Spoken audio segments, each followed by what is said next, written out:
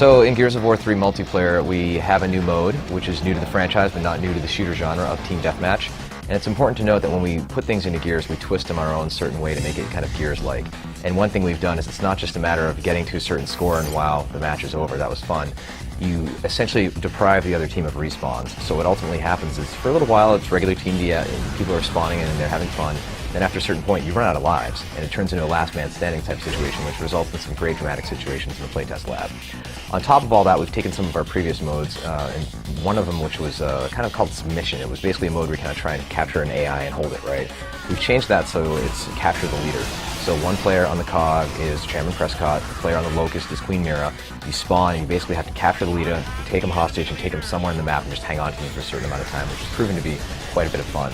On top of it all, we used to have modes like Annex, where it was kind of a territory control mode and things like that, and it kind of was a little fuzzy as far as what the rules were. We've consolidated and changed that and modified it and streamlined it into a mode that's essentially a territory-based mode where it's king of the hill. So find the circle, hold it, sap it to the points, get a certain percentage point to win, and then it moves to another location, which has provided some very strategic and fun matches for us. So the weapons, of course, are one of the great things people love about Gears of War, and we've added in a sawed-off double-barrel shotgun. And this gun is really like it's a cone of death in front of you. If you go more than a few feet away from somebody, it doesn't do too much damage.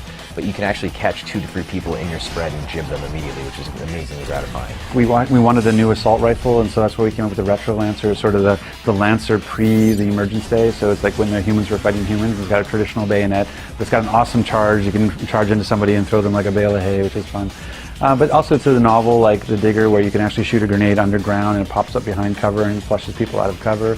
To the new heavy like the One Shot, which is this really heavy sniper that can blow through a mauler with his shields with a single shot. So we had the full gamut from and then we even did things like changing the pistol, like the Gorgon pistol went from being sort of those burst fire and single fire to now in its sort of the next incarnation it's actually a submachine gun. So it's really good for meat bagging meat bagging and using the Gorgon.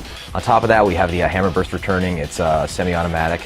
Pull the trigger and fire as fast as you can almost. And we have iron sights, which is a first for the franchise, so you can actually zoom in and see your enemy closer and take them out from a longer distance. So everything covered from super close range, the sawed-off double-barrel shotgun, all the way through to the Hammer Burst. Well, there's lots of new stuff you can do in terms of abilities in Gears of War 3. I mean, there's the mantle kick, which is a way of kind of rewarding the aggressor when 2 people are on the same piece of cover, just on opposite sides. You can actually mantle into them and knock them and get a shot off. But there's also things like, with the Retro Lancer charge, we've got things like being able to spot now, where you can spot an enemy for your teammates and call out that you see an enemy. The new TACCOM has new things you can see. You can actually spot, go to a new map and find it where the power weapons are going to spawn right away. There's all kinds of sort of layers we've added into the core gameplay, which just made it that much easier to play in terms of a new player coming to it, but also even deeper too for core players. And then on top of all of that, what we've done is we've added our executions in a way that we wanted them to be unlockable. We wanted them to be something you earn for prestige and that you use to gain extra experience. And by doing that, we decided to have people earn them back. So we basically pulled all the executions away, and then you unlock them as you use particular weapons. But what it does mean is that every weapon has its own unique execution now, unlike Gears 2, where there's kind of hit or miss. So some of the characters we have that are playable in multiplayer, we haven't really announced the final set as far as the actual number of them. You can play as the Locust Queen in multiplayer now. She's gone from kind of her regal type of dress to like battle armor now, and she's in there with everybody else kicking butt. Females are very well represented in this game now. You have Anya, who of course was the dispatcher previously in the game, and now she's a tough soldier, seeing as it's been 18 months since the last game. You also have Sam Byrne, who's another really, really tough female, kind of has a slightly darker complexion, and has a little bit of an attitude, voiced by Claudia Black, of course, who's just a wonderful voice actress.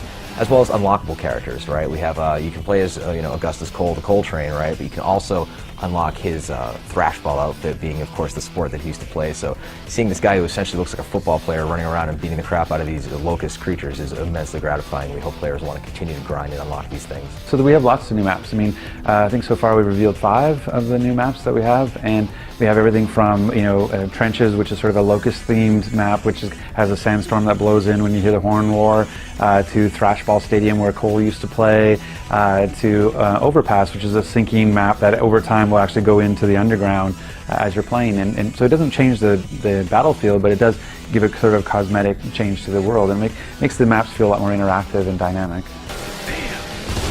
One of the mantras we have for Gears of War 3 is if you've never played a Gears game before, just give this one a go, right? Because we're going to recap the story very well at the beginning. You're going to know exactly what's going on. when you get into the online space, we wanted to make sure that it wasn't just welcome to Gears, here's a shotgun to the face, now wait 3 minutes to play again for that same experience. The hardcore love it, the casual gamers might not so much. By adding Team Deathmatch, that's going to help, so players can maybe only wait 10 seconds in a spawn queue and then they get back in and they get to get some kills and start the experience grind, right?